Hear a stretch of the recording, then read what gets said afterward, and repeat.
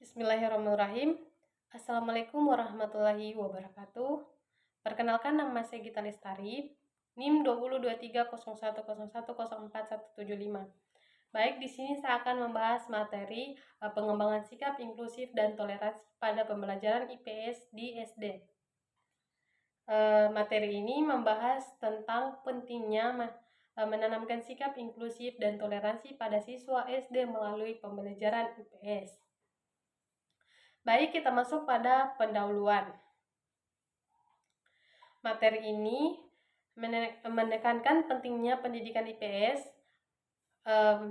IPS di SD tidak hanya untuk memberikan pengetahuan faktual, tetapi juga untuk membentuk sikap sosial siswa. Nah, khususnya inklusivitas dan toleransi. Nah, apa sih itu inklusivitas? Inklusivitas adalah penerimaan terhadap perbedaan, di mana tentang suku, keragaman, suku, agama, ras, dan budaya. Nah, sementara toleransi adalah penerimaan perbedaan dan penghormatan kerukunan. Pengembangan kedua sikap yang penting karena masa SD adalah tahap pengembangan moral dan sosial intensif, kurikulum merdeka dan profil pembelajaran IPS mendukung pengembangan ini. Nah, khususnya pada dimensi kebinekaan global, pencegahan sikap diskriminatif dan intoleran sejak dini menjadi tugas utama. Para guru sangat krusial dalam membimbing siswa untuk mengintegrasikan nilai-nilai kemanusiaan. Nah, di sini kita akan masuk pada landasan filosofi dan yuridis. Nah, Pancasila menjadi landasan filosofi utama, khususnya sila kedua, yang dimana tentang kemanusiaan, dan ketiga yaitu persatuan. Undang-Undang Nomor 20 Tahun 2003 tentang Sistem Pendidikan Nasional dan Kurikulum Merdeka juga mendukung integrasi nilai-nilai moral dan sosial, termaksud inklusivitas dan toleransi dalam pembelajaran IPS yang berbasis nilai, membentuk sikap dan kepekaan sosial siswa dengan mengaitkan materi dengan realitas sosial lingkungan siswa.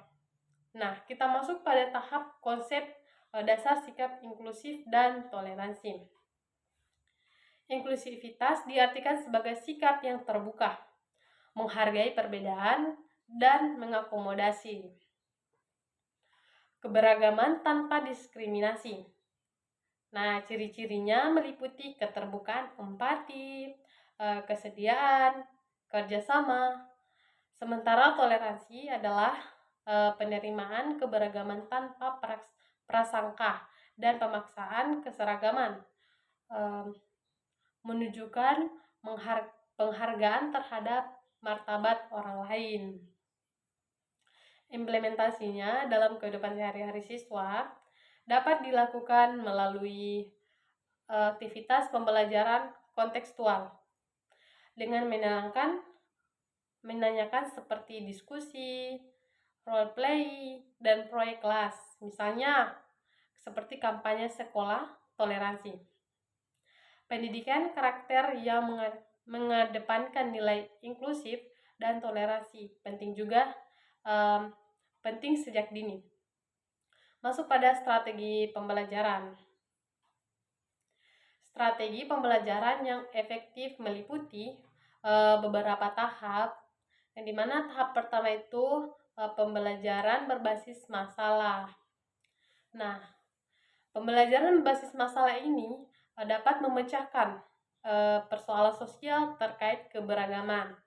Yang kedua, membahas tentang pembelajaran komparatif, yang dimana pembelajaran dalam kelompok heterogen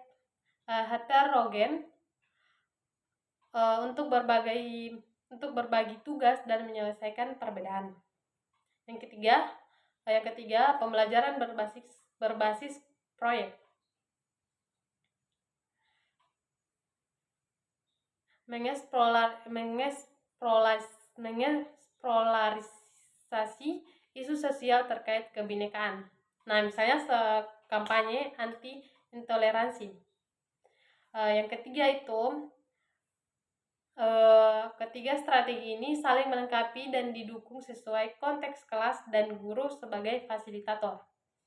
Nah, kita masuk pada pengintegrasian nilai-nilai dalam materi IPS di SD. Materi IPS seperti keberagaman budaya, suku, agama, bahasa, konflik sosial, dan resolusi damai sangat potensial untuk menanamkan nilai-nilai inklusif dan toleransi. Nah, guru dapat menggunakan pendekatan naratif, studi kasus, dan analisis peristiwa aktual untuk meningkatkan pemahaman konflik dan membentuk sikap sosial. Nah, di sini kita akan masuk pada media sumber belajar. Media yang dimana tentang media audiovisual seperti film, video, animasi. Cerita rakyat, sumber belajar berbasis lokal, observasi tokoh masyarakat, buku teks, dan modul. Tematik dapat mendukung pembelajaran. Nah, kita masuk pada evaluasi. Evaluasi dilakukan dengan pendekatan autentik dan menyeluruh, menggunakan beberapa tahap, yang dimana tahap pertama itu observasi langsung, yang dimana tentang mencatat perilaku siswa saat berinteraksi. Nah, jurnal yang relevan itu yang kedua. Siswa merevalisasikan pengalaman belajar. Penilaian diri, siswa mengevaluasi sikap mereka sendiri.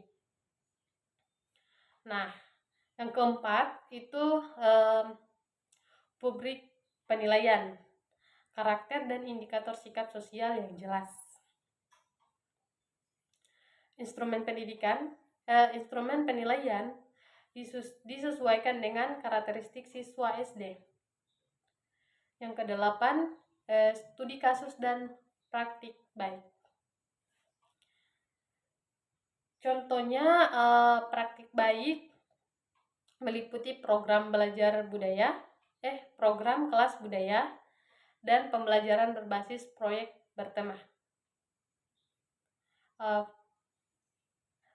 Seperti festival keberagaman, pendekatan diskusi kelompok, dan role play juga efektif. Guru diharapkan memiliki dan merancang kegiatan yang relevan dengan konteks lokal siswa.